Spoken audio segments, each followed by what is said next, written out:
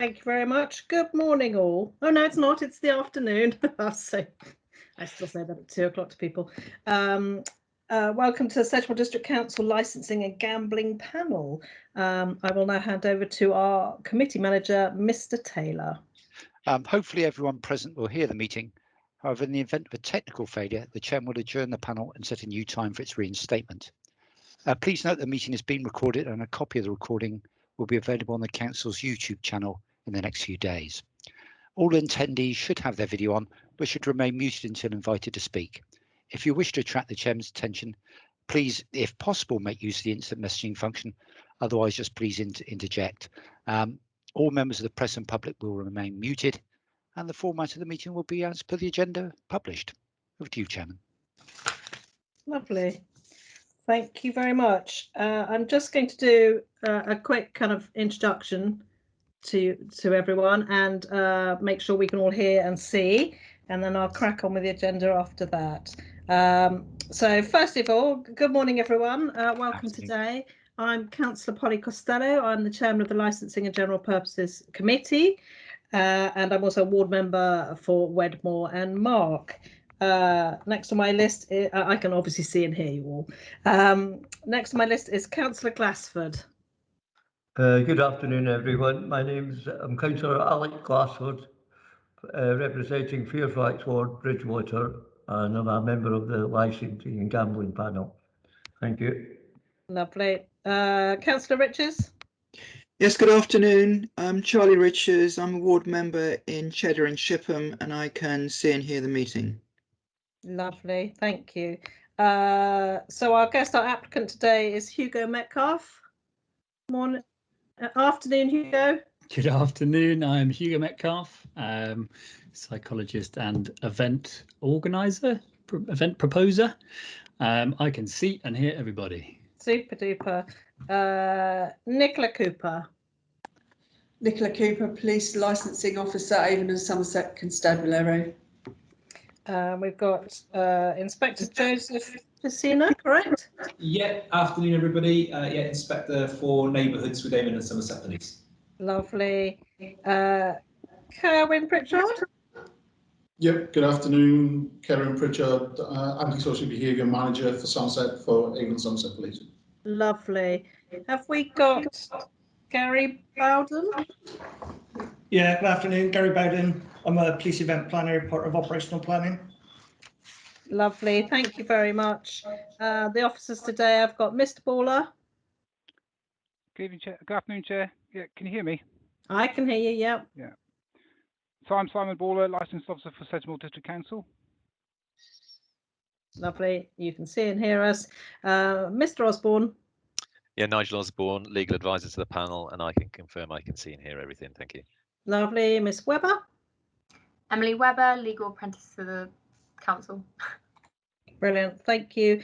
And Mr. Taylor, who's on mute. There's always one. Good afternoon, Chairman. Steve Taylor, Committee Manager. And I'm now unmuted. Thank you. I'm just going to quickly whiz through the agenda. Item number 1, apologies for absence. No apologies, Chairman. Any urgent business? No, Chairman.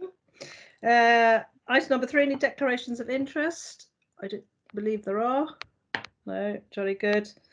Item number 4, Hillside Farm. Today we're here to consider an application for a temporary event notice for an event situated on a field adjacent Hillside Farm, Station Road, Ashcott, Somerset, TA7 9QP, following objections having been received from the police, and the report is attached. So we'll start off with Mr. Baller. If you would like to present the report, that would be great. Thank you. Thank you, Chair. Thank you, panel. So the purpose of the report today is to determine whether to issue a counter notice in respect of temporary event notice or 10 submitted regarding an event to be held at 4 fields adjoining Hillside Farm, which is Station Road, Ashcott, Bridgewater, Somerset, TA7 9QP. The fields being used are bordering Stagman's Lane. So the background is on the 4th of May 2021, a temporary event notice was served electronically upon Sedgemoor District Council by Hugo Metcalf. There was a previous temporary event notice submitted on the 1st of May 2021, which included the sale supply of alcohol, but this was withdrawn on the 4th of May 2021 and substituted for a new temporary event notice with sale supply of alcohol removed.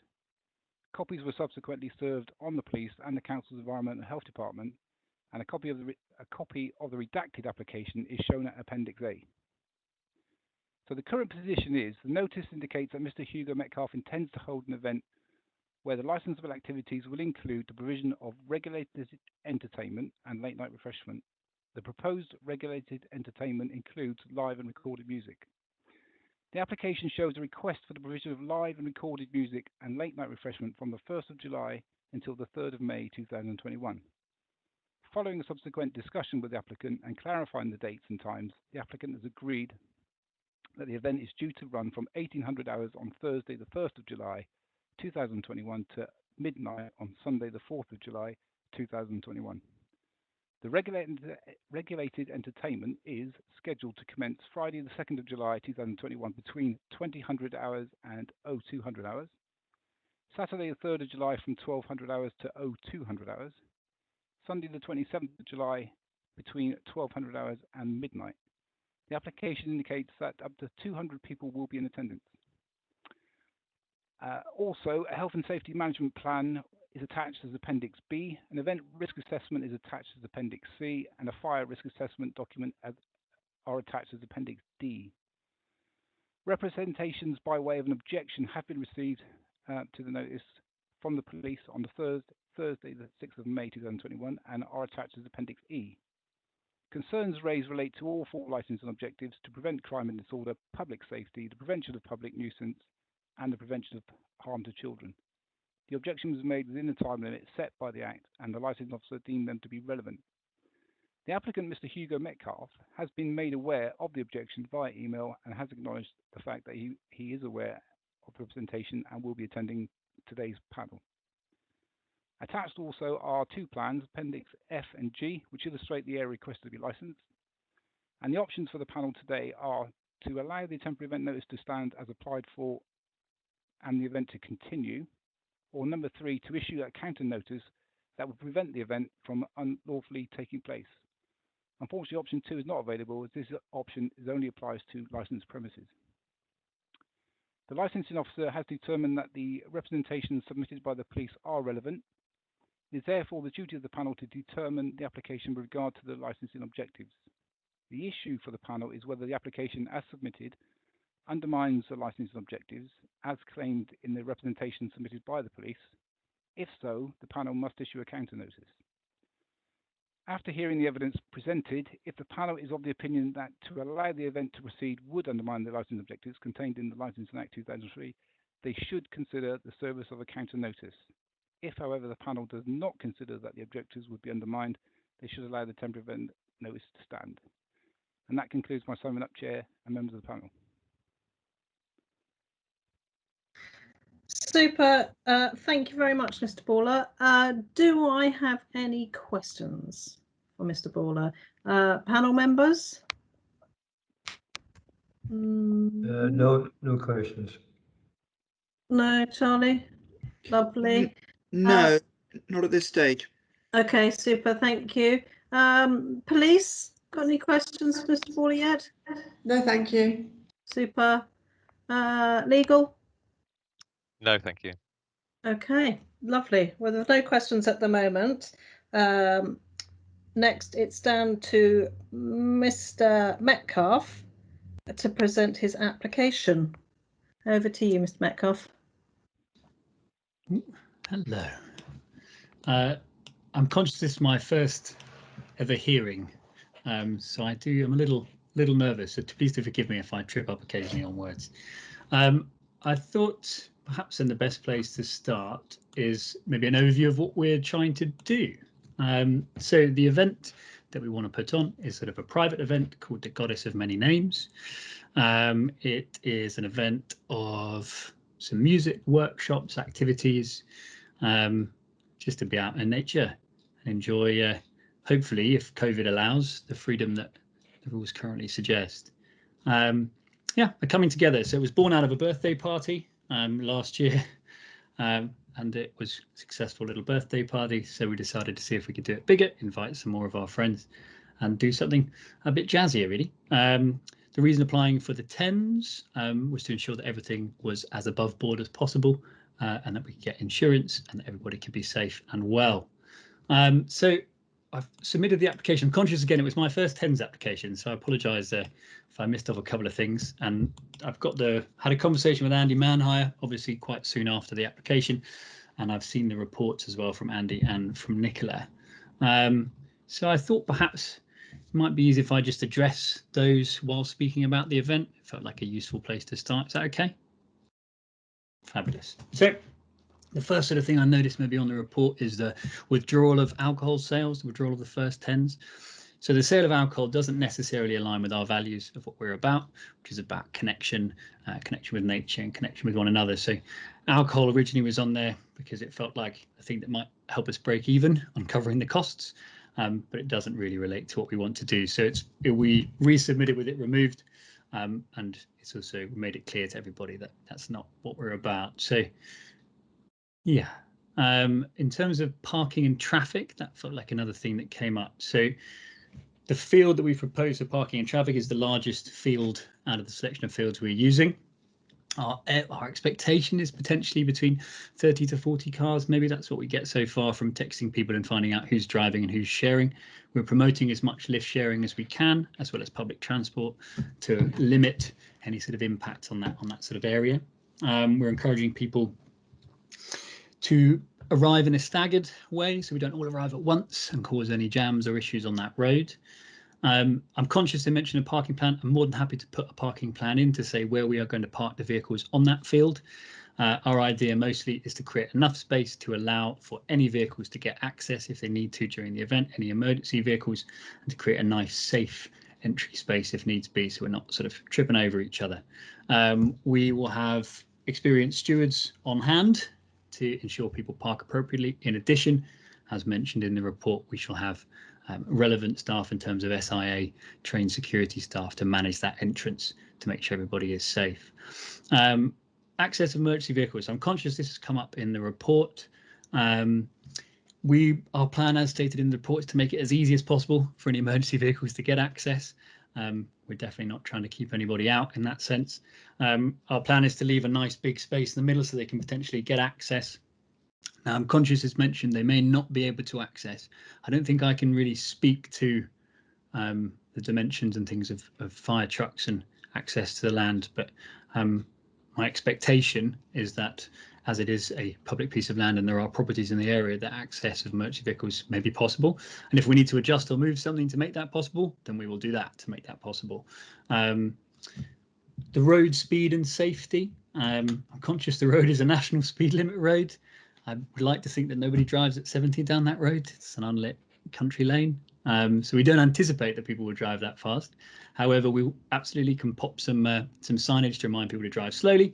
In addition, we can email that out to everybody as well and ensure that entrance is nice and clearly signposted. So as on the photos, I think that Nicola Cooper added, there is a space in front of the entrance potentially for vehicles to turn if needs be, to hopefully create as safe a space as possible to access the event. On our plan, the aim is that people will arrive in a staggered way on the Thursday, as staggered as possible so we don't get any traffic jams, and we don't expect anyone to leave until the Monday, so we're not anticipating any coming and going from that space. So hopefully that shouldn't put too much impact on the day-to-day. In terms of mud on the road, conscious that came up as well, we will work very hard to make sure that we limit any sort of debris or anything that can happen on that road. If the weather is bad and mud does occur, we will do our best to prepare boards and limit any potential impact on the road, even if it means me getting out there with a broom and sweeping all the mud off the road. But I would like to think that these things are manageable, and hopefully, again, who knows what will happen with the weather, but we will have things in place to do our best to manage any potential impact on that road and other people about. Pedestrians on the road, we don't anticipate any pedestrians leaving through that entrance or exit. There's sort of nowhere else to go for them. The event's inside, so we don't anticipate people going onto that road. We will have SIA there to manage that entrance to ensure people don't go out and about, and we can remind everybody as well that it's a road and to treat that with appropriate road safety. Fire. in terms of managing fire. Access to emergency vehicles we spoke about. And in addition to that, we put in the report that we will apply or supply firefighting equipment. In terms of fire extinguishers, we have running water on site, and we have relevant sort of fire safety trained people. But if we need additional training and we need other bits and pieces, we will get those too, whatever is needed for people to feel safe. We don't anticipate much risk of fire. The risk is relatively low. We've got relatively low wattage equipment. We're not promoting any smoking in tents or in marquees. I'm conscious that on my risk assessment, my dyslexia caused a bit of a spelling error where it says coming in and not coming in. There is no smoking in marquees or in tents. It's not a smart move. Outside of this, I'm a mountain guide, so I'm very conscious about safety in tents and how tents can be quite flammable. So we anticipate the risk to be relatively low, but we will do our best to mitigate that as much as possible. So we've brought in, as I say, firefighting equipment in the form of extinguishers, blankets, and water to try and manage that. If they have any other suggestions, we will absolutely put those in place to ensure that we're super safe in that regard. Site lighting. If they want us to pop lights on the road to ensure that safety for potentially emergency vehicles, yes, we'll absolutely do that as well. My concern is about disturbing residents with any excess light pollution.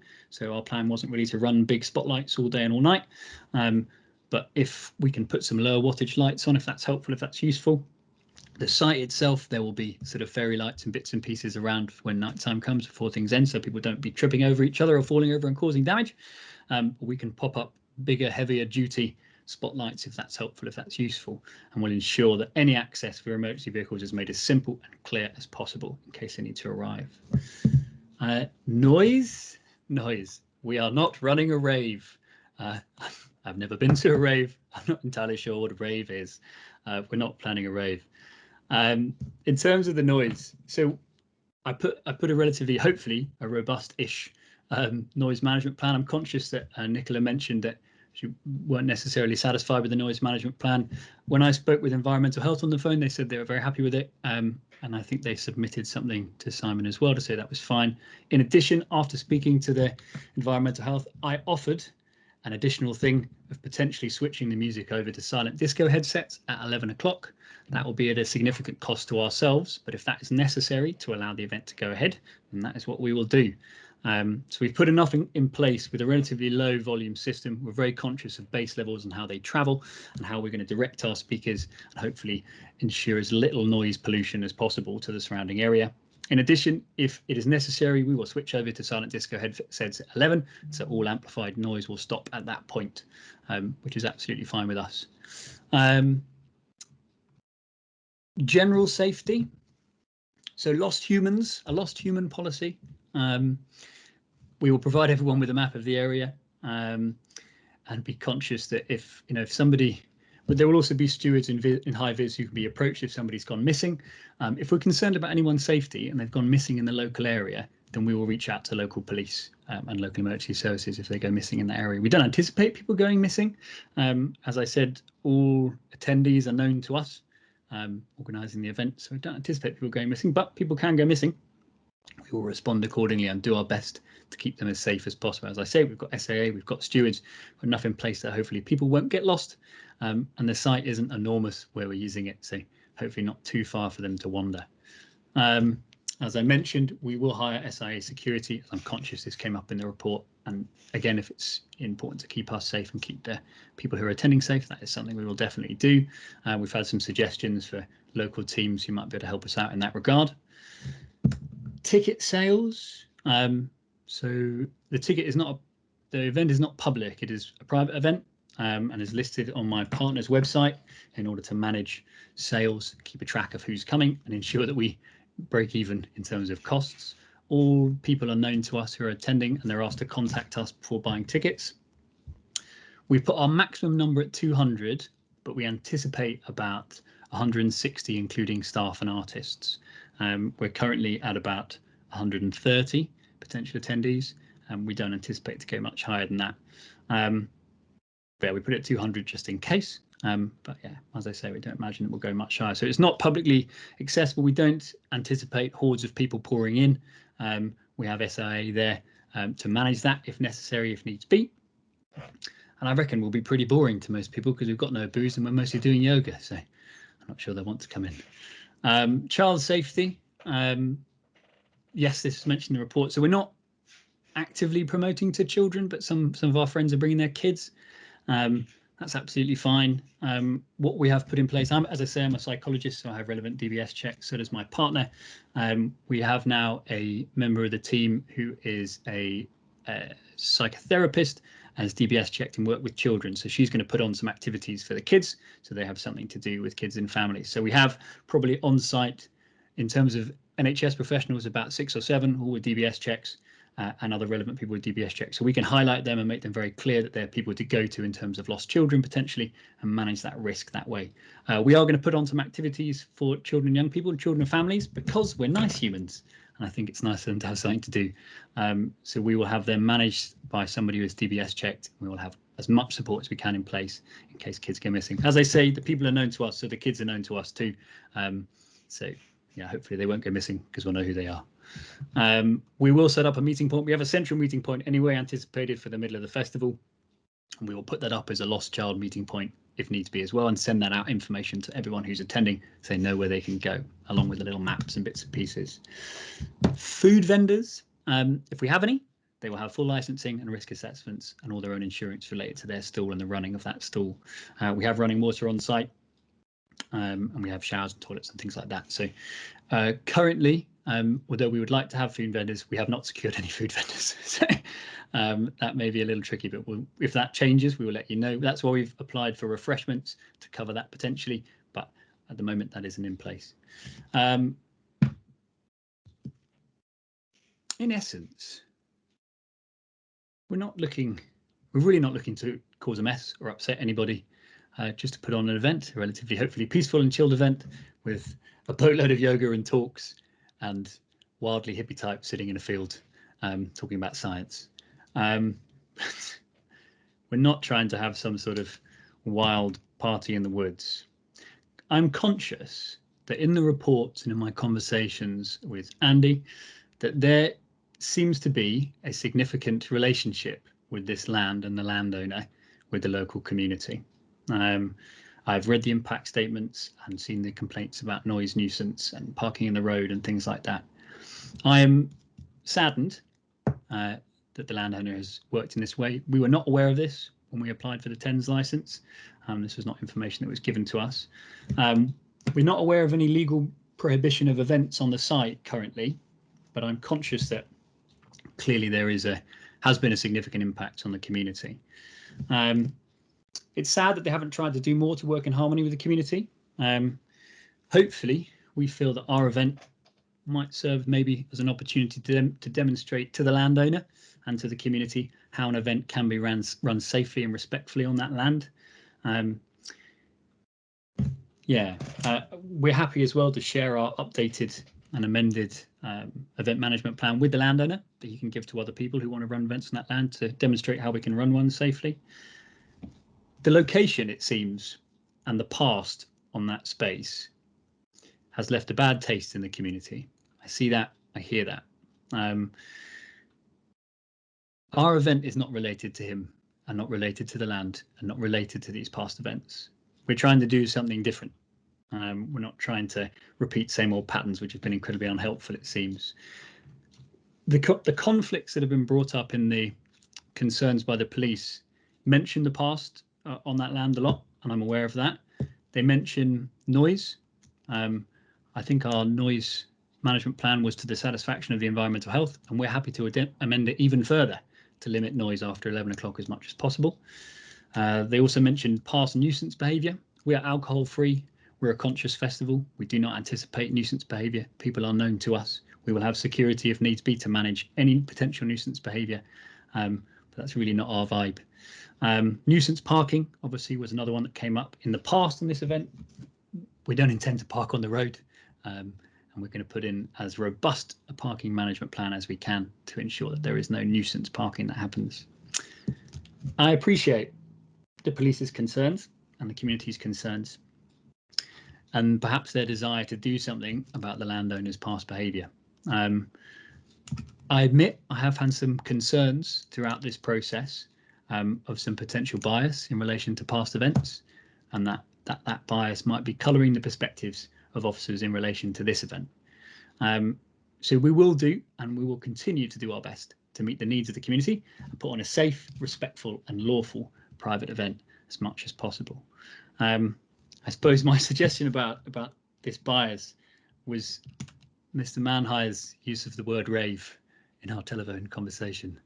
I feel like that might have been a word that came from Mr. Manhire's head rather than from my mouth, but I'm aware that the chap who owns the land, Mr. Cole, clearly has not been running events in respect with this community. And this is an opportunity to change that, I hope, and do something a bit different. And I'm more than welcome for members of the community to come and join us, do a bit of yoga, do a bit of Reiki, if that's their game, but they'll have to come and have a chat with us first. Lovely. That's hopefully, I think I've answered as much as possible. Please do ask me questions and I will answer as many as I can. Thank you very much, Mr. Metcalf. Panel members, have we got any questions? Yeah, go ahead, Charlie. And then, sorry, he put his hand up first, Alex. Yes, thank you very much, Chair.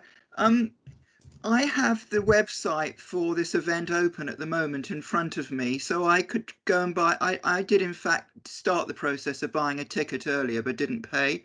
I'm just completely confused. This it seems to be a birthday party that's got bigger into an event about science, but is about yoga and various other workshops, and yet you know all the people coming, but yet they're buying tickets. I'm just not understanding this at all.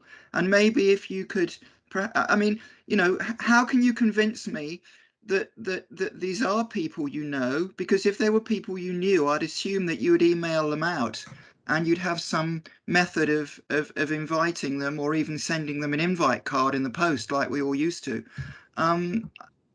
People obviously can see that this is happening. They can turn, because you're even advertising tickets on the gate for £70. So you know, what about if 100 or 300 cars turn up? How are you going to cope with them? You don't know them. You've got to turn them away. It's a single track road. As I say, I'm really not understanding how this fits in with being a private party. Yeah. Shall I respond? Yes, please, go ahead. Yeah, thank you for raising that. So the purpose of putting it on the website is to keep a track of money coming in and to cover our costs. That's why we're selling tickets. I'd love to run the event for free, but it's quite costly getting marquees and renting land and things like that. So we need to cover those costs. We could have potentially run them as donations. I know people do that for some events. But as I say, we want to run it as formally and clearly as possible. If you had purchased the ticket, Charlie, you would have got an email or a call from myself or Dia to ask you who you were and how you'd come to buy a ticket on our website. So most people would have been invited to come by. You could go through the system and buy it, but we track everybody who is coming, and we will then send an email or say, I'm sorry, it's a private event. We don't know you. The reason it's on the website is simply just to track our sales. My partner runs a shop on there anyway, so it makes it a lot easier for doing our returns and keeping a track of things. We're really not intending to have lots of people turn up. We don't have it advertised anywhere else. You'd have to be coming across the website. And I imagine if you're coming across the website, you were looking to buy a ceremonial grade cacao, which is what my partner sells on that website. So I don't anticipate lots of people stumbling across it. As I say, we will have SIA there, hopefully to manage if hundreds of people turn up. We really don't anticipate such a level. If it would make people feel better or feel more comfortable, we can remove that from the website and stick where we are and stop at 130 or so that we're at the moment, 120. We can stop there if needs be. Yeah, we're not. The reason it's there is simply to keep track of stuff for us and make sure we hit our targets in terms of covering our costs. In terms of what the event is about, it's about all sorts of things. We've got yoga, we've got talks. We've got talks from myself about different types of therapy. We've got different types of energy healing and sound bowls and ecstatic dance. And it's a real blend of interesting ideas and thoughts really in one space, coupled with a bit of live music from friends of ours who play music and friends of ours who are DJs. So it really is a coming together for us. But I hear your concerns, Charlie, and hopefully Yeah, we really are trying to keep a personal touch on everything that's happening there. So if needs be, we will adjust. Thank you. Councillor Glassford, I think you had a question. Yeah, thank you, Chairman.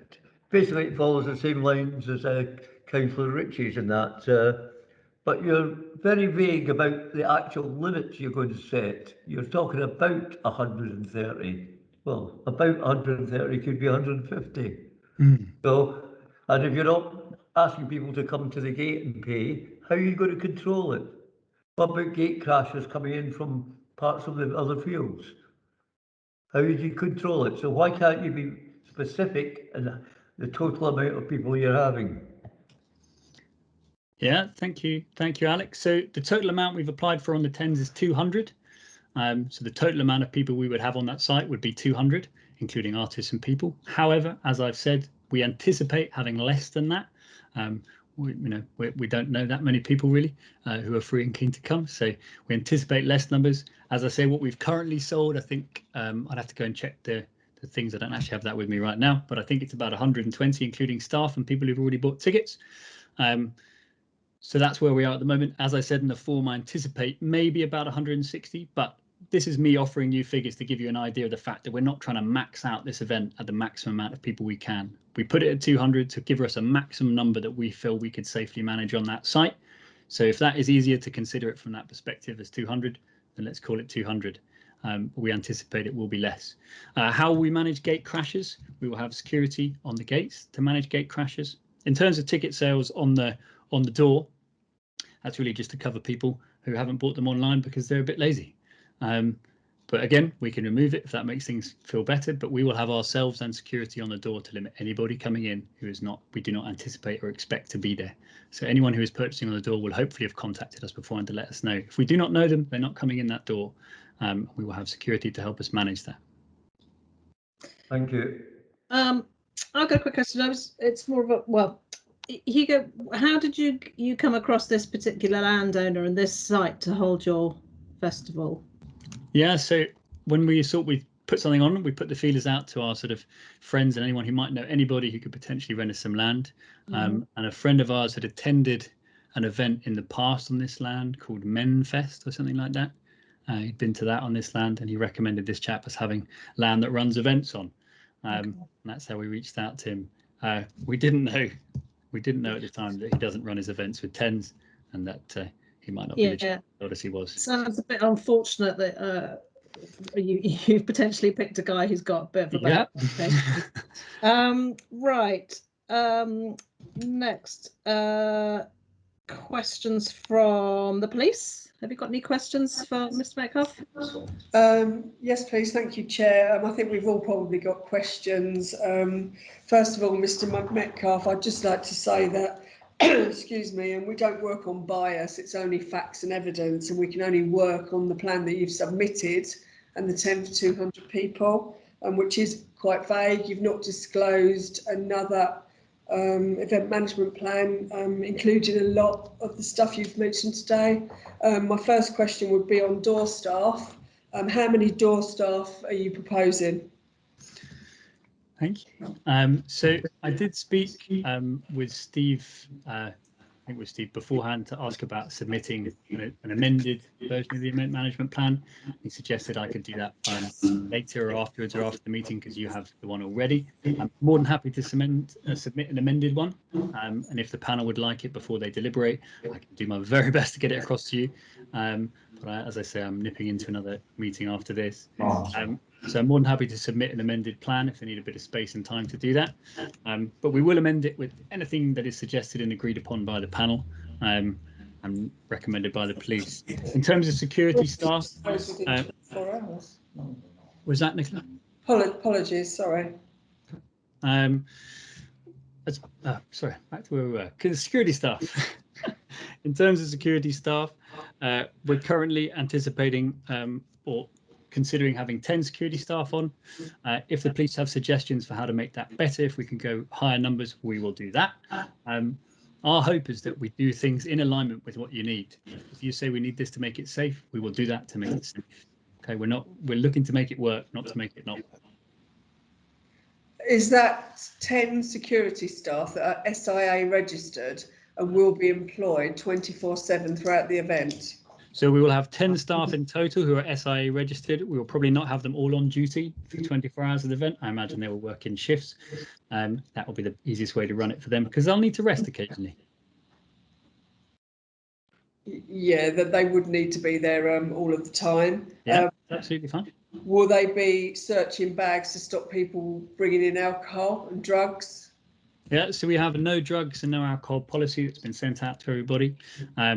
We can have our SIA staff search people at the door if that's necessary, if that's required for people to feel safe. Again, we really don't anticipate any drugs or booze at our event. It is really not what we're about. It's not what we're into. As I said, though, if that will make people feel safe to know that there are searches going on, then searches will go on. Yeah, there are a few too many hopefullys, and don't anticipate. We actually needed some firm proposals within the event management plan, and I would have thought were expected to disclose that 24 hours before this hearing, as we had to with our evidence.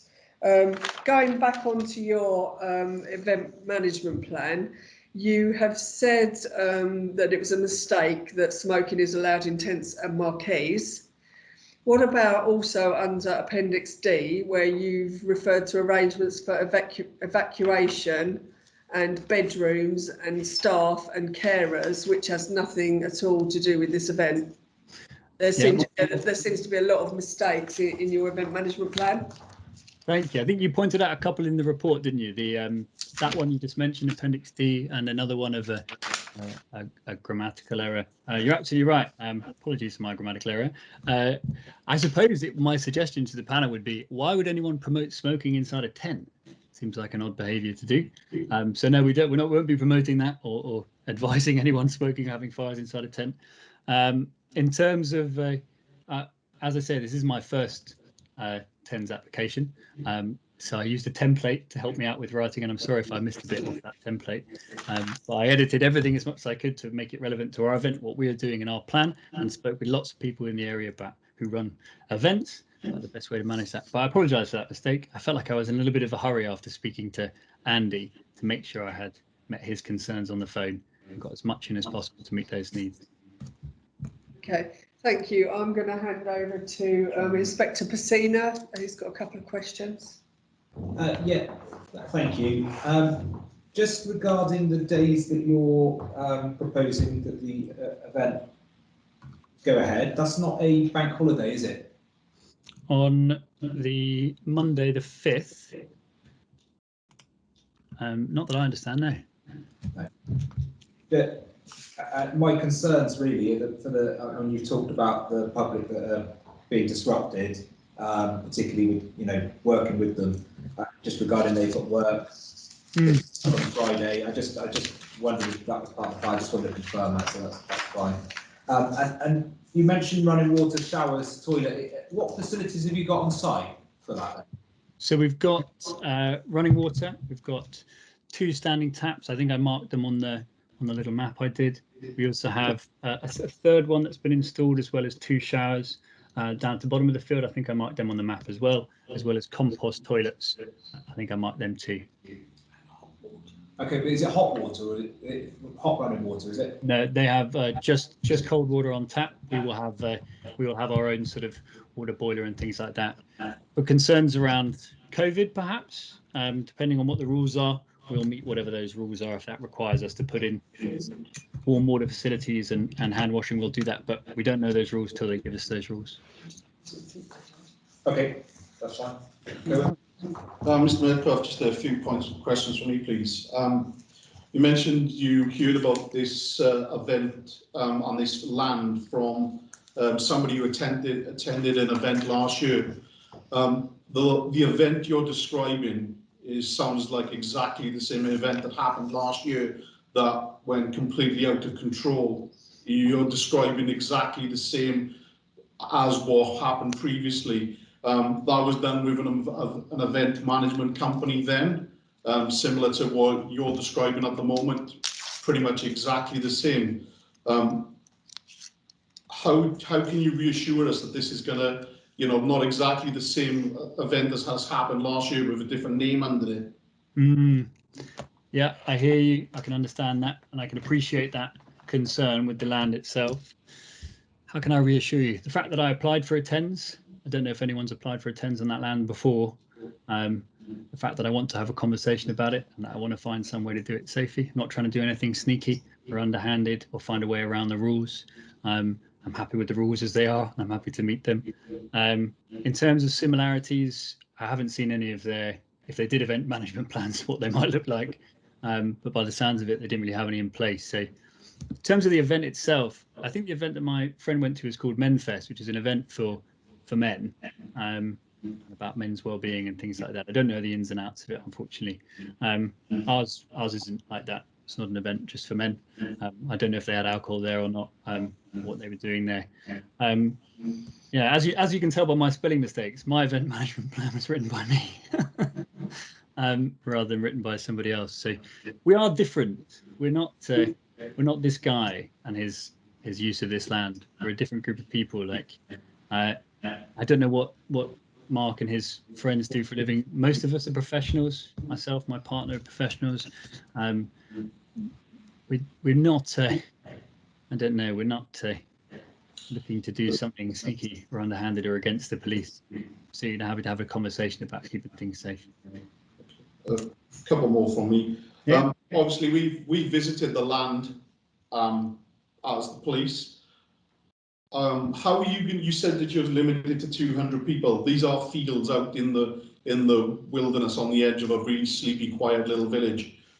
Any people without going through your checks, like you said, of the SIA on a one way in, one way out. There's multiple ways that you can get into these fields from neighbouring fields that is easily accessible to anybody. How are you going to stop that from happening? Because the cost of trying to do that is going to be, massive, which is going to blow your profits. How can you reassure us that that's going to happen? So I suppose all I can reassure you is that we're making little wristbands. So everybody will get emailed out a little or posted out a little wristband. So there'll be an identification if you are part of the festival, if you're there, if you're part of the group that we know. So it should be hopefully clear if you haven't got a wristband on that you're not supposed to be there. Hopefully that's something we can manage with our security. Again, if we're going to switch off noise and switch to wireless headsets in 11, I think unlike sort of moths to the flame, we won't hopefully have too much attracting people to come down to us anyway. Because they're relatively far away, we'll be nice and quiet. So I don't anticipate drawing in crowds. We will do our best to keep vigilant to make sure we notice anybody who's not supposed to be there isn't there. It really is an event for people that we know in a space that feels safe. So if people are there who we don't know and it doesn't feel safe, we won't want them in that space. Wristbands can easily come off, though, can't they? They can, absolutely. Again, but I suppose for us, the follow-up is that we know these people. And these people are people that we know. So if I don't know you, then I'd be concerned about why you were there. Okay. So the other question I had is around, you mentioned obviously your TENS is for 200 people, which is what we've got to work on. You mentioned that everybody, you're going to hopefully do staggered entrances with people coming at various times. Well,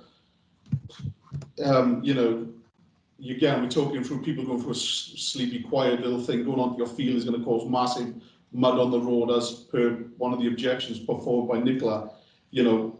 There's no local transport links to be able to get to that location. So, no matter what you say, even if you put 5 people in every single car that go into you, there's still 30 plus vehicles go into that site. And even with 30 cars, that's only going to cover 150 people. There's no traffic management plan within your application. How are you going to address that? So as I said, our hope is to stagger arrivals to avoid that road getting clogged at all if everyone decides to rock up at the same day. We don't anticipate everybody arriving at the same time. Artists and staff, of which there are about 40, will be arriving on the Thursday, and then other people arriving from the Friday, hopefully, and then we will stagger them out as much as we can to ensure that we do not impact that area or that traffic. Last thing I want is a blocked road where people can't access their own homes. So in terms of mud on the roads, as I said before, we will do our absolute best to limit any mud on that road and the safety of other vehicles, even if it is me scraping the damn road to make sure there's no mud on it. We really want to have minimal impact in this space. One man trying to clear a road of multiple vehicles coming in and out of a field where the mud will go on for hundreds of yards, even up to a mile, going through right where the edge of the village, the field is right on the edge of the village. That mud's going to be tracked right the way back down the hill to the main A road down at the bottom. So you've got, I don't know, in that area, a couple of hundred dwellings for people that are all going to be driving through that. Young kids playing on the streets, vehicles trying to stop on that mud. How you by yourself trying to clean that mud up off the road is just, the danger to children, the risk to members of the public is just massive. You're never going to be able to achieve that with what you're saying. Yes, it won't be me by myself, perhaps a bit flippant there. As I said, we've got about 40 staff and artists. We will absolutely get them involved in clearing anything that needs clearing. As I said before at the start, when I was giving my overview, we will put in everything we can to limit mud on that road. If that is boards, if that is tracking, if that is matting, whatever it is that limits any mud going out to that space. I'm conscious that that area is an agricultural area. So mud on a road is a thing that happens around there. We do not want to make it worse or make any issues get worse than they might already be. We're aware of it. You've brought it up. You mentioned it in your report, and we're going to adapt and modify it and do our best to limit that. Okay. In terms of here today to discuss what's on your application, not only any previous amendments that you're possibly going to look at. We're here to look at what you've submitted today. Yeah. And one final question from me, please. Obviously, you're not local to this area. You said at the start of the call that you live in Hearts, I think you said. And how come you come to choose this local area then, when you've appear to have no local links? Yeah, so I just bought a house in Trowbridge. I actually bought a house in Trowbridge last year, but it fell through, unfortunately. Oh, that's in Wiltshire. That's not in Somerset. That's still as the crow flies, and travelling time is over an hour away. It's not in the local area. You're absolutely right. But I do quite like this local area. I hear you, but I'm conscious that For me, the management company that done this event last year, funny enough, come from Hearts. Okay, I didn't know they had a management company. Yeah. Okay, I didn't know there was a management company. I've lived in Hearts for about 6 years, where I work as a clinical psychologist. So I did for a while. I bought a house in Trowbridge last year. It fell through. I bought a new one. We quite like the area. I hear what you're saying. I feel like there's a suggestion that there's a link between me and this chap. 100%. The same. You're describing the same event. What the event that we had last year. You must be able to see that as the police, when you're describing the same event that's happened there, not just last year but previous years, of why we would be suspicious of links. Yeah, I totally hear you. I haven't seen the event submission for last year, so I don't know about the similarities that you're talking about. If they did make a TENS, I'm sure it's public record and I might be able to access it if you send it across. I understand that you might be suspicious, but I'm not entirely sure why. My background is nothing in common with this chap. I haven't run events in this area. This is my first TENS. I think I do understand that there's this worry that I'm I don't know, part of some crew or trying to do something on this land. I'm literally just a human being trying to put on an event. We found this land by happenstance. If I'd have known there was all this hassle on the land, I would most likely have not arranged an event there, because it seems like there's quite a lot of hassle. Our concern is not with you, Mr. Metcalf. Our concerns is for the local community. Yeah. Concerns that's going on with them. That's what we are here for, is protecting the community, or making sure that there is no nuisance, crime or disorder near those locations, which has been abundant in the past. And we'll discuss down further, obviously, when we go about as. Yeah. That's the end of my questions. I'm not sure if our planning colleague has any questions. Yeah, I'm Mr. Metcalf. I'll turn the camera a little bit. Thank you. Yeah, hi. Earlier I introduced myself as a local event planner for the police. I work for operational planning, and one of my roles is to engage with festival organisers, generally in safety, to engage with festival organisers, generally at safety advisory group meetings, where most organisers would direct their initial inquiries about how do I do something like this. So, and I understand you've put a 10 in to try to legitimise the process, which is of all credit to you, because that's the right way to do it. Unfortunately, you've probably missed several steps along the way in getting your plans up together. Have you consulted any event guidance documents to take you through a process of competency and how you would set your event out, from all things such as the road network, access and egress, the festival site itself, fire points, a fire risk assessment, and the list goes on? Yeah. Thank you. Thank you for acknowledging that. At least I tried to put a tens in. Yeah, so we're aware of the SAG group. We're aware of the Purple Guide and things like that. I chose to approach friends who organise festivals. So I spoke to a friend of mine who organises a festival called Rumble. She gave me advice and also gave me some forms to fill out and gave me some templates of things that I could do, and spoke to me about what I would need to ensure to make sure the event was safe. I'm kind of glad I didn't speak to the guy who owns the land, I got some crap advice at him, no doubt. But I spoke to as many people as I could who ran events. That was my approach. And I'm very conscious that there are other ways that I can do it, through the Purple Guide, through SAG. As I say, I really didn't anticipate. I didn't anticipate all this stuff that had happened on the land. Otherwise, I would have put even more work in to reassure everybody and do every single thing to make sure it's nice and clear. So I found myself in a rather unexpected position in that regard. Yeah. But I suppose that's something you might have told me if I'd chatted to you. Yeah, I think I would have said you've probably been poorly advised. Yeah. First off, and the Purple Guide and a document called the Good Practice Safety Guide for events on or near the highway are essentially the Bible of the events industry. It underpins everything to do with safety, your duty as an organizer, and basically the 32 sections that the Purple Guide has would take you through a logical process of just identifying how you're going to manage an event, even down to selecting an event location. Unfortunately, the event location you've chosen is pretty poor. It is pretty inaccessible. I don't think you've been served well by trying to utilise that area. It's been used for other events before and shown to be very problematic. You've got a duty of care. You've got a legal duty as the event organizer. The landowner has a legal duty under the land occupier's liability, etc.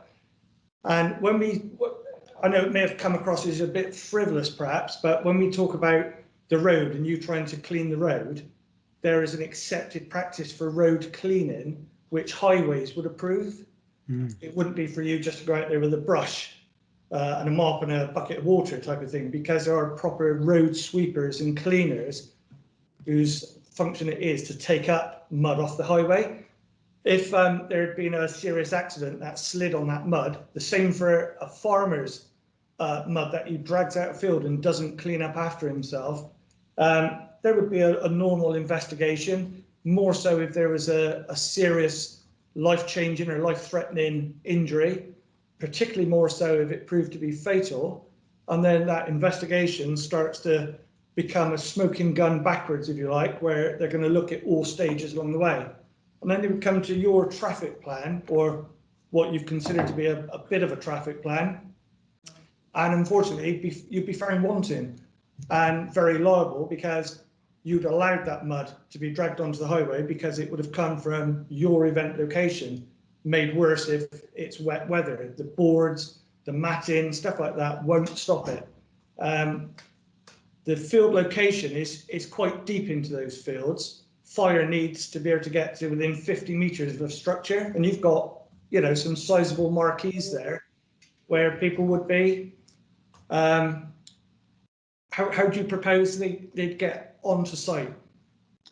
Yeah, so our proposal to get on the site, as you mentioned before, is to create as much space as possible in that parking area so they can access through there. I'm conscious in the report they mentioned that the gate might not be big enough to fit a fire truck through. We fit a van through it the other day, but I'm conscious van's more than a fire truck. So if we need to get that gate extended, we'll have a chat with the landowner about extending his gate. But our plan is to create a huge amount of space they can access right behind those fields in case they need to for any reason.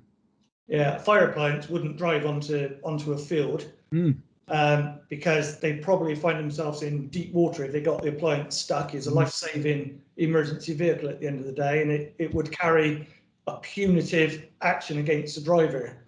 Unfortunately, when you see fire engines 18 tons or more stuck in mud in a field, it's not the best because it takes a life-saving appliance out of the community.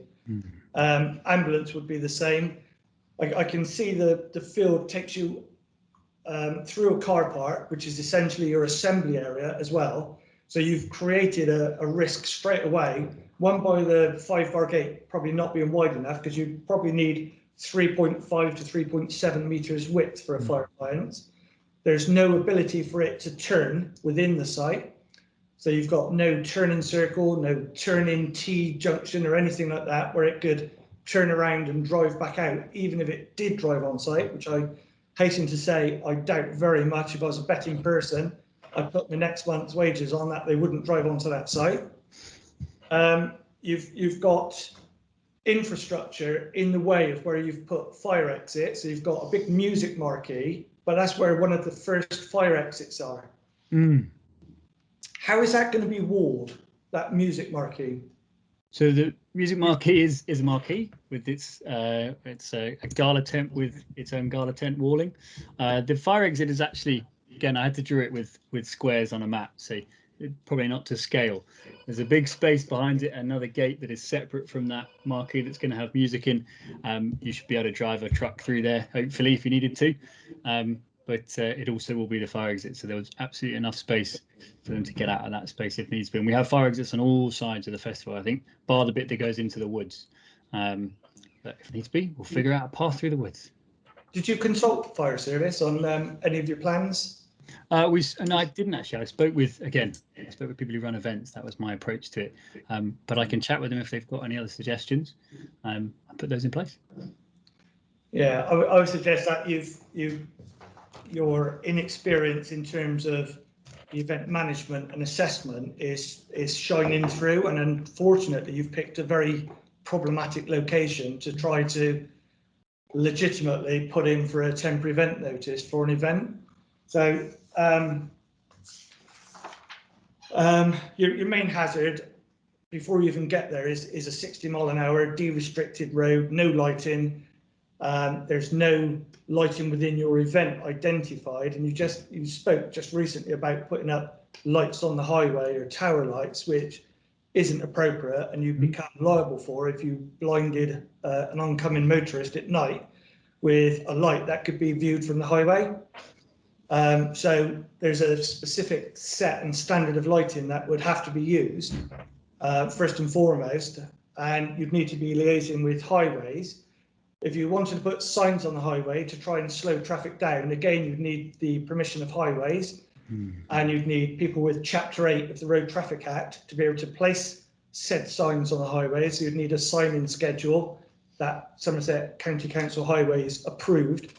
So things like you'd be identifying that as a festival ahead. There's an entrance so far in advance, and you give sort of 100 meters, 200 meters warning. You'd have probably some signage to say pedestrians in the road, because there's always a potential that people get dropped off somewhere and they decide to walk, which is never good, especially if they arrive at night. Just getting onto your site, if you don't have it lit and illuminated appropriately, then you would fall under the Health and Safety at Work, etc. Act of 1974 in your duty of care. One, to attendees, secondly to people you employ, and thirdly to contractors and the like who have to come onto your event. So you've got an awful lot of work to do, and I would suggest that it's probably not in your best interest to try to make that site work, because I think if you were talking about trying to break even, the sort of infrastructure you would need to legitimately put an event on there, I think would be financially prohibitive. I got a whole raft of points and questions, and the trouble is, most of the points relate to information that's not even there in your plans. That should be, let alone the points of interest I brought out from what you have written. Okay. We've got the police to do their objections and things in a moment, so we have still got lots of chatting to do. At this point, I still want to ask if my legal have got any questions for Mr. Metcalfe at this stage. I have no questions at this stage, thank you, Chair. No. Okay. Well, to move that bit on, I think we will now head to the police to set out their objections, if they may, and then after that we will ask questions of the police. Thank you. Do you mind?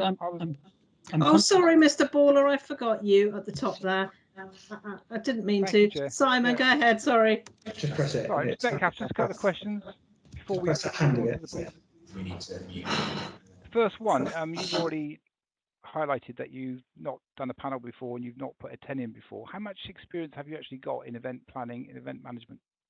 So mostly indoor events. So I've worked with Morning Gloryville in London to put on events for them. It's a sober daytime rave. Oh, a rave. You do know what a rave is. Well, this is essentially a bunch of people drinking plant-based juice and eating vegan food in a town hall. So I think it's different to what people think of as a rave. Yeah, so I've put on events with them and with them. So mostly indoor, outdoor, very limited. But we've all got to start somewhere, and that's what I'm sort of feeling. I agree with that. Be a place that we begin. Thank you for that. The police have answered most of the questions that were forming in my mind, but there's one that I noticed in your health and safety plan. You state all local residents will be contacted prior to the event and given a 24-hour contact telephone number. My question is, how many local residents will you contact, and who's going to have that number, and who's going to answer the calls? So our plan, after speaking with Andy on the phone, Andy suggested that might be a helpful thing to do to allow them a point of contact. The same when I spoke to environmental health, they said to have that in case there's any noise that goes over.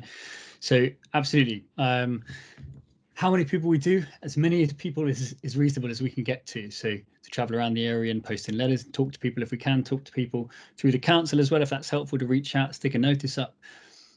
We want to be accessible. We want to do something different in this community. So more than happy to be held accountable and have someone they can contact. In terms of 24-hour number, our agreement at the moment between myself and the sort of core team is to cycle that number between us. So it is always accessible in case somebody wants to call, and we'll do that in shifts. Because again, if they want to let us know that there's a problem or anything upsetting, or if they can hear noise or things like that, we want to be accessible. But that was on the advice of Andy and of the environmental health as well. They said that might be a good shout. So we wanted to go and speak to the community anyway, but giving them a number, I think, is a fantastic idea. So we agreed to that as well. Okay, thank you. And just one last question. Can you answer honestly, please? With your lack of experience, how likely do you think it is that you can prevent public nuisance complaints from amplified and live recorded music? Yeah, I think it's pretty likely. So as I said, we've got sound monitoring equipment that we're going to use and check. Spoken with environmental health, they were happy with the plan. And with our current suggestion of switching over to silent disco headsets after 11, we will kill all amplified noise after 11. So hopefully you shouldn't be able to hear anything except a couple of people squeaking and dancing about. I really don't anticipate us making too much noise. I grew up in a rural area in Surrey. I'm not a big fan of noise. I like peace and quiet. So I totally appreciate we don't want to get in anybody's way. Nobody wants to be listening to somebody strumming a guitar at 1 in the morning. So yeah, absolutely. I'm hoping that the silent disco headsets alone will mitigate a lot of the noise concerns, because it will simply stop at a time. And if that time needs to move, we will move that time. But 11 felt pretty reasonable. Yeah, I think we should be okay with it. We're doing our best to manage that because we know that's the biggest concern. Thank you, Mr. Metcalfe. No more questions, Chair. Lovely. Okay, sorry I missed you out there. Oh, Mr. Metcalfe. I'm conscious, my sincerest apologies. I'm conscious I have to go at 2. I did mention before that I've got I'm in the middle of a piece of work. I'm doing training, so I'm heading out again at 2. and I'm aware that it means that I won't have much space potentially to hear the rest of what people are saying. I do not wish to disrespect the panel in any way by leaving. Unfortunately, I cannot stay beyond that point. What's the best protocol from this point? Is there space for me to hear the police's concerns, or what would be useful from here? Yes, I think you should listen to the police's concerns. I mean, hopefully, you know, we'll see if we can wrap it up, but we'll get on with the police and see where we get to. So if the police would like to crack on, that would be great. Thank you. Yeah, thank you, Chair. Just Joe Cassini, the inspector here. I'll go first if that's okay. I supplied a statement beforehand which hopefully you've received. But my job really as inspector is to manage the neighbourhood part of Avon and Somerset Police for Somerset West, which covers Sedgemoor. And part of that job is to chair a fortnightly priorities meeting with our partners for known problems that come up in the area, whether that be of a criminal nature or that affects the community as a whole. And one of the things that came up with the previous parties that you've alluded to on this space, and I understand that wasn't involving yourself, but I can only talk about the disruption that it had and the community tension that it caused for Ashcott, which is only a very small area. We do receive multiple calls, and one of my PCs provided a statement that overviews the number of calls that we received and the type of thing that comes in from events that have been held there previously, before we go into the specifics around the event that you're planning for. I think my biggest concern really is, as my colleague Kerwin alluded to, is that, you know, your event is being run perhaps differently because it's involving yourself, but it almost mirrors what's gone on before. And I guess from my point of view, as I've stated previously, is that it led to a community trigger meeting, which is a meeting to discuss the disruption, the antisocial behaviour that it brings for the local community. And a few points that have come up really, you know, the likelihood of you being able to stop antisocial behaviour that you said, and you know, it's very difficult for where that field is. Bearing in mind it's there next to a local community, it's close to a proximity of houses. You're not running it over a bank holiday. That Sunday night, even if you stop the music at 11 and put headsets on, you know, there's children and people that live nearby that will have work in the morning. The cars will be parked in a field and travelling through that main road into Ashcott off of there. You know, I know you've been a little bit, shall we say, minimal on the number of cars that you're expecting. Bearing in mind there's no bus routes into Ashcott, particularly on the weekend. I would suggest that there's going to be more cars. And from my experience, really, from these areas, that alone number of cars is going to cause problems for the local community, traffic build up, and so your ability to minimise the antisocial behaviour and therefore the community tension of the people that are desperately writing to us on an annual basis, to be fair, about this area. I have to make sure that we protect that community, and I guess that's my biggest concern, and that's what I've really covered in my statement to that effect. Thank you, and if I can just add to that, as part of our representations, I am Police Licensing Officer 8820 Nicola Cooper, and I cover the area of Taunton and West Somerset, which includes Ashcott. I'm responsible for licensing in this area, including all temporary event notices. In my absence, my colleague Andy Manhire has submitted the original representations on my behalf, and I've disclosed further information. I've been in this role since 2012, and I've been liaising with the residents of Ashcott consistently on an annual basis since 2014 regarding noise issues and nuisance coming from this site. Due to the excessive amounts of information and correspondence in this respect, we've tried to limit that we've submitted just to the last year, which is still excessive. Only last week I spoke to one resident on the phone who was not aware of this July festival. He was advised only last week by landowner Mark Cole that there will be no more festivals or events at this site, and he's just got a few friends staying. This is clearly untrue, and the landowner does not appear to have any respect or integrity when it comes to his neighbours. The site is not fit for what is being proposed, and we have no trust in the landowner to be open and honest in their intentions or the organiser. to promote the licensing objectives and run a safe event and not disturb the residents. We have submitted extensive detail of our concerns, and I have to say, in 9 years as a licensing officer covering a very large area, I'm not aware of any other location that has caused as much conflict and community tension as this one. And it's not often that we submit representations in respect of temporary event notices. I urge the committee to consider our detailed submissions and issue a counter notice in respect of this event and not allow it to go ahead, as to do so would undermine the 4 licensing objectives. Thank you, Chair. Thank you very much. Is that everything from the police? No, from myself, please, Chair. Yeah, as I said, I'm the antisocial behaviour manager for the area. So, as my colleague Inspector Pacina mentioned a short while ago, in the 1st of September last year, a community trigger was submitted by residents in Ascot. A community trigger is the name generally applied to a response to complaints under the section of the Antisocial Behaviour Crime and Policing Act of 2014.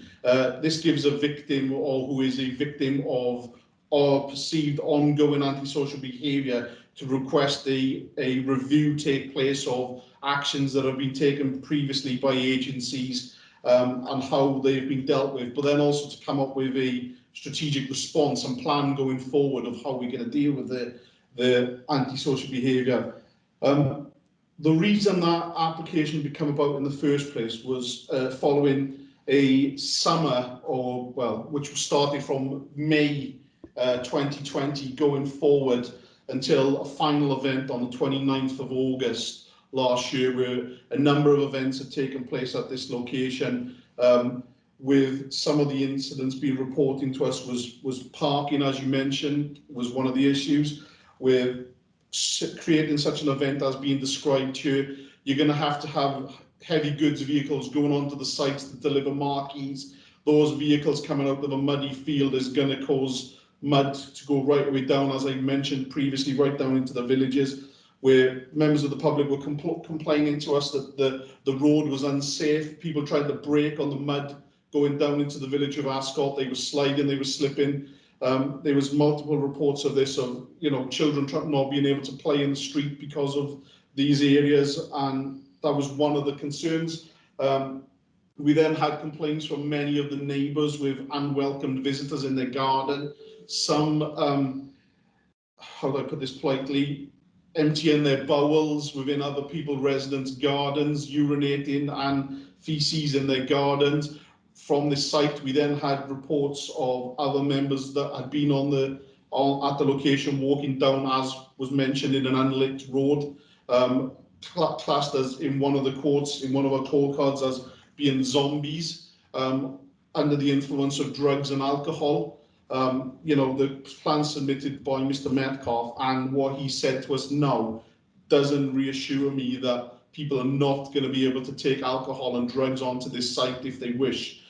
Within the plan that's submitted, I know he's mentioned SIA here and possible searches, but again, none of that is submitted within the application.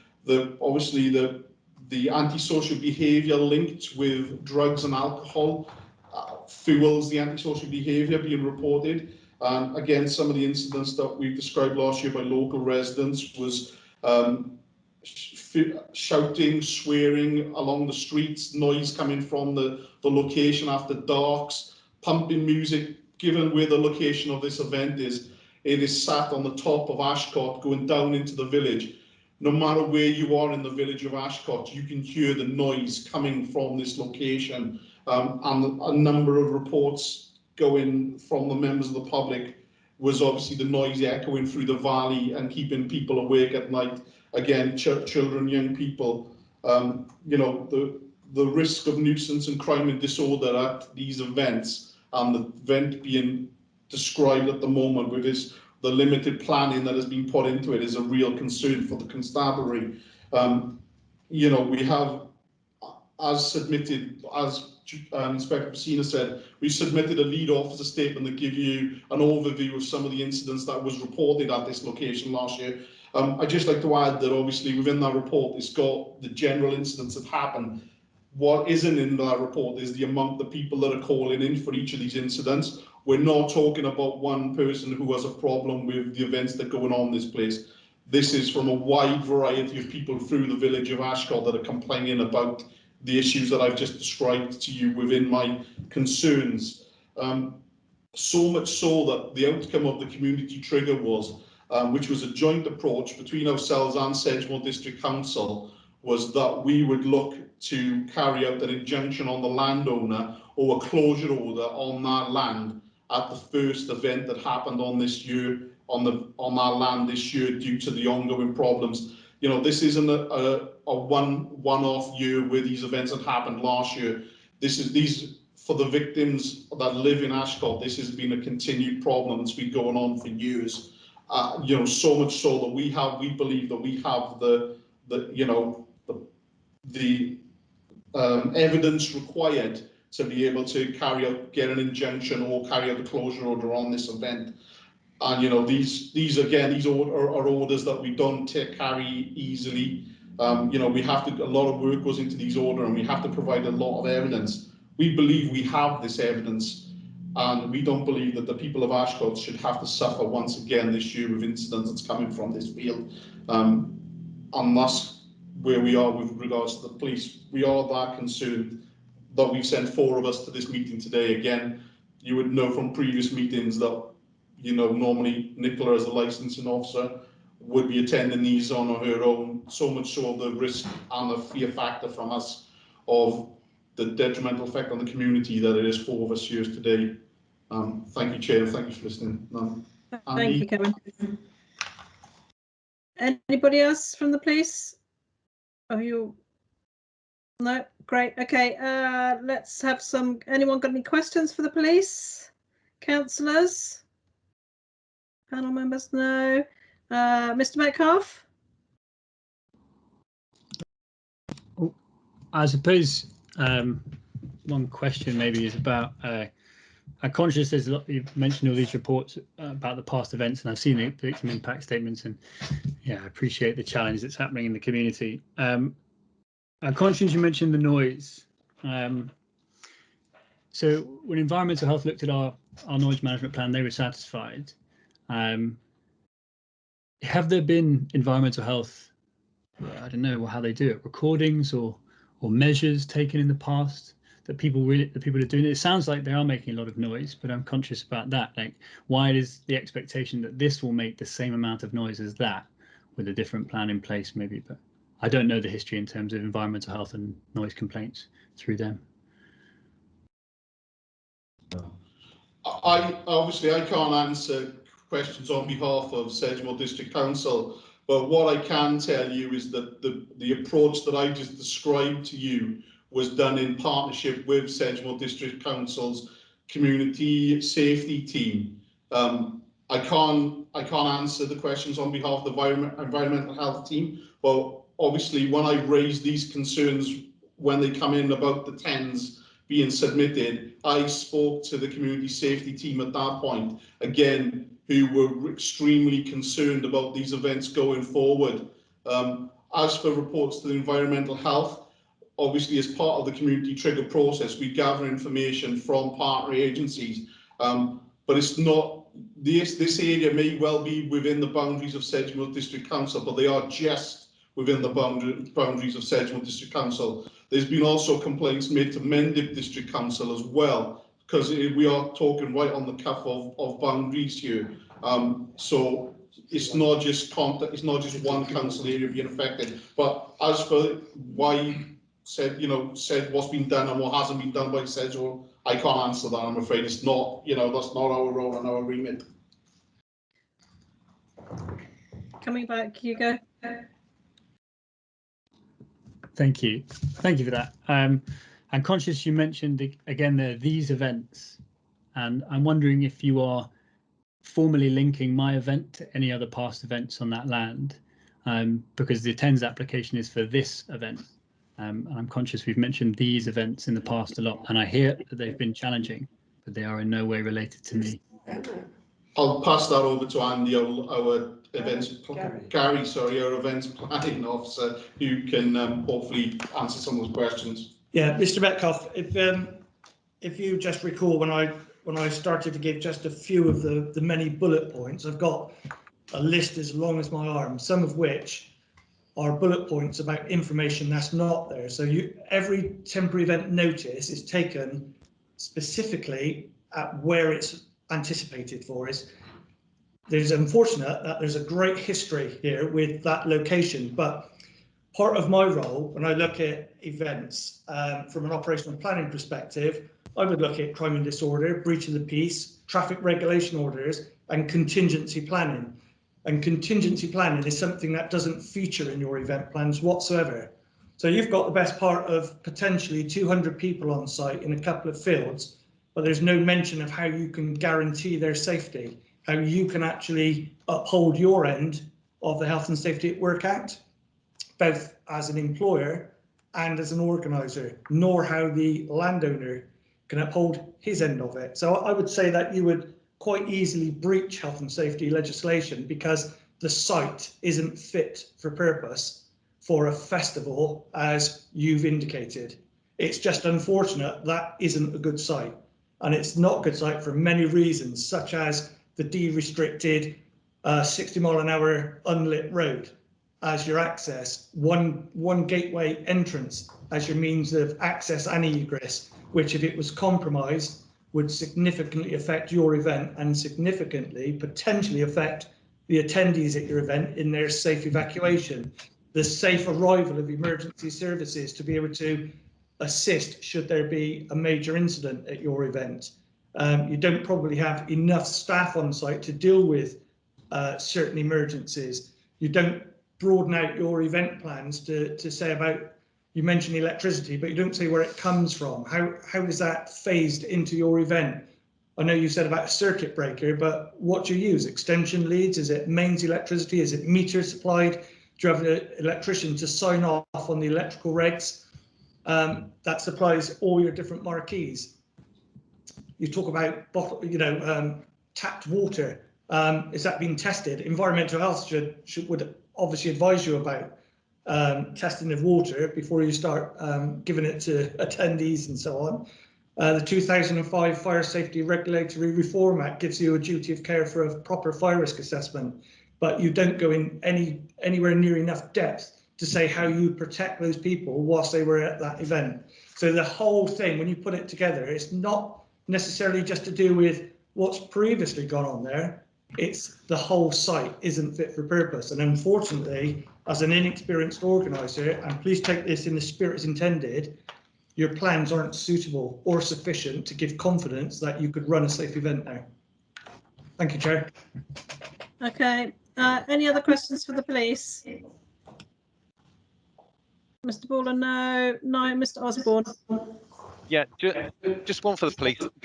They made reference to the community trigger, and I was just wondering whether the outcomes of that community trigger were actually directed with direct contact with Mr. Cole. We attempted contact with Mr. Cole. We attempted to liaise with Mr. Cole prior and during that procedure or after that procedure. It's not appropriate for me to say within this meeting the dialogue that happened because it's not appropriate for any public place, to be honest with you. When police have previously tried to liaise with Mr. Cole, we've been met with obstruction, foul and abusive language, as you will read in some of the statements that's been submitted by the police. So the answer to your question is we attempted, but it was not successful. Okay, thank you. Okay, so we've got no more questions for the police. Very aware that Mr. Metcalfe can't stick around. This is really a moment to do a bit of summing up. If there are any final points or questions. I think Mr. Osborne, I mean, what is the protocol with these meetings is that we normally, Mr. Metcalfe, we normally leave the meeting, the panel with the licensing or with the legal team and the licensing committee manager, we leave the meeting and go into a separate meeting room to discuss the outcome, and then we'll give you a response to that outcome. I would read out a a sort of written response to you, but I'm aware that the time is ticking away and you're not going to be able to do that. So, Mr. Osborne, do you want to... Yeah, I mean, short answer is I don't know if Mr. Metcalf, are you going to be away for a short period of time, unavailable for a short period of time, or basically you writing off the afternoon? I'm in the sort of a break between two trainings, so I'm training again between 2 and 4. So I imagine it's the big chunk of the afternoon. Okay. I mean, the short answer is what we will do is we will adjourn now, make our decision. We will produce a documented decision, either in which we grant your application for a TEM or which we issue a counter notice. And so I think the simplest thing to do is that we will indicate to other parties who are still present what that decision is over the over the internet, and yours will be just submitted by email to you during the course of this afternoon, if that's okay. Do we have a suitable email address for you? Yeah. Yes. Okay. If we have that, then that's the way it'll work. I mean, you can always, I mean, this invite is still live until about 4 o'clock. So I mean, if you wanted to dial back in around 4 o'clock and it's still live, then obviously we haven't completed the decision by then. If in effect it's dead, then the decision's already been made and it'll have been emailed to you. Yeah. Thank you.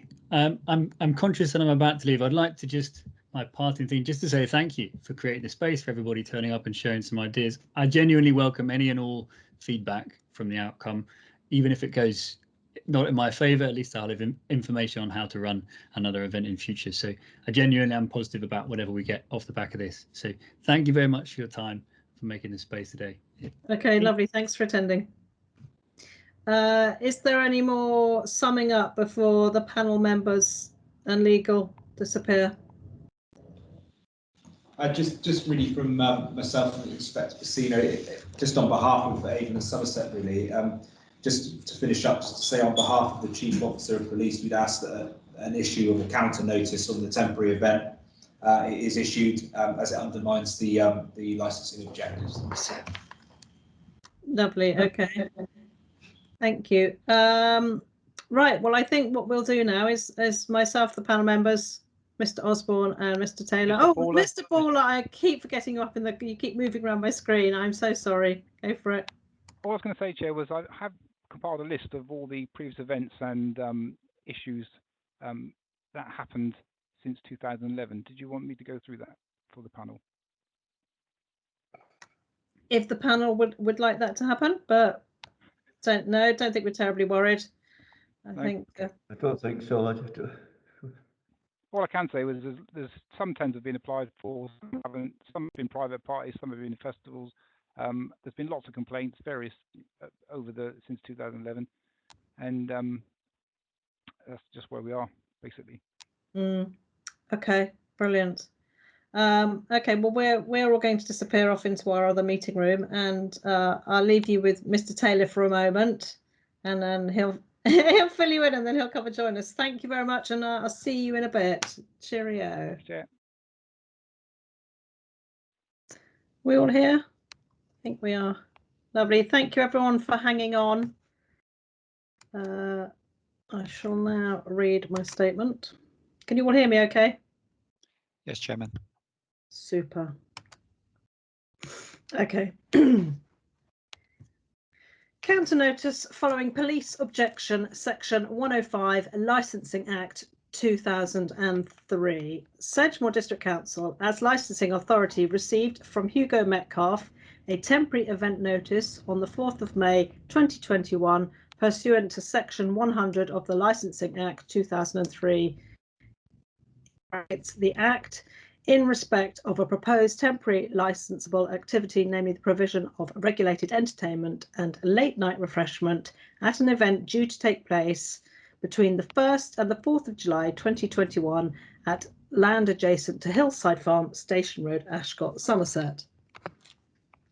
The licensing authority, having received a valid objection from the Avon and Somerset Constabulary, constabulary under all of the licensing objectives pursuant to section 104 of the said Act, and having considered the matter at a hearing held on the 17th of May 2021, are satisfied that if the activities were to take place, they would contravene one or more of the licensing objectives.